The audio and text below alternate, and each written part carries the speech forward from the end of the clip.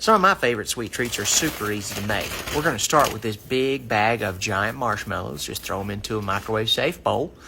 Then we're going to put that aside while we get our peanut butter mixture together. Going to look at a cup of peanut butter and about half a stick of butter, okay?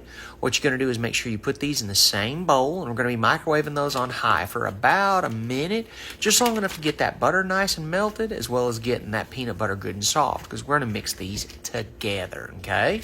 Beautiful. Make sure you get every little last drop of butter off of your cellophane there, okay?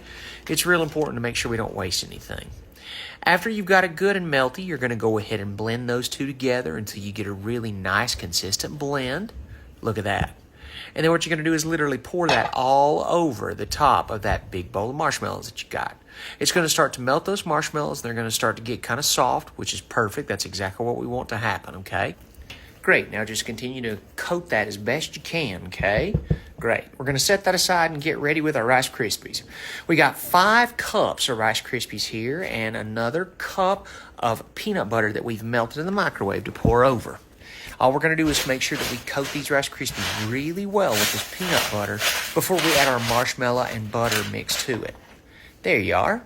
Now we're going to add the marshmallows and the butter to it. And we're going to go ahead and mash all that up together as well. Now, it's going to get kind of difficult this time, so you may or may not want to spray that big mixing bowl before you get going. It'll just help keep everything from sticking to the sides. You see how well mine's doing right here? Exactly. If you spray it with Pam first, you won't have to worry about that as much. And here comes our fantastic ingredient. We've got our chocolate chips. Now, you're going to need about a cup of these total. So you're going to put about half a cup in to blend into your Rice Krispie mixture. And you're going to save another half for whenever you get them pressed into your pan. We've got a sprayed 9x13 glass pan here. We're just going to put this right down inside. What you want to do is get as much as you can in here, scrape the sides of the bowl. It's going to be real sticky, okay? So be prepared for that. You may want either a wooden or a metal utensil in order to get that in as best you can. And then you mash it flat.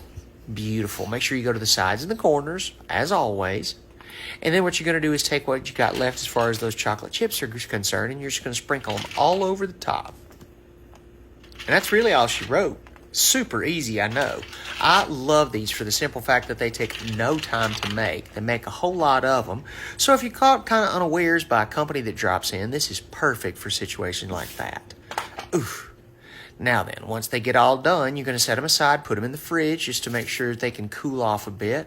And then you're just going to cut them into squares. Just simple as that. The sharper the knife, the better. Probably the harder or heavier the knife, the better as well. Because it's pretty tough once you get them cool, just so you know to cut through it, as you can see. But they sure are good, and everybody loves Rice Krispie Treat. My goodness. Please be careful of these. Note, we have an allergen in here. This is made with peanut butter, so anybody that has a nut allergy or sensitivity, these are definitely not for them. But otherwise, we love them. Eat up, y'all. Woo!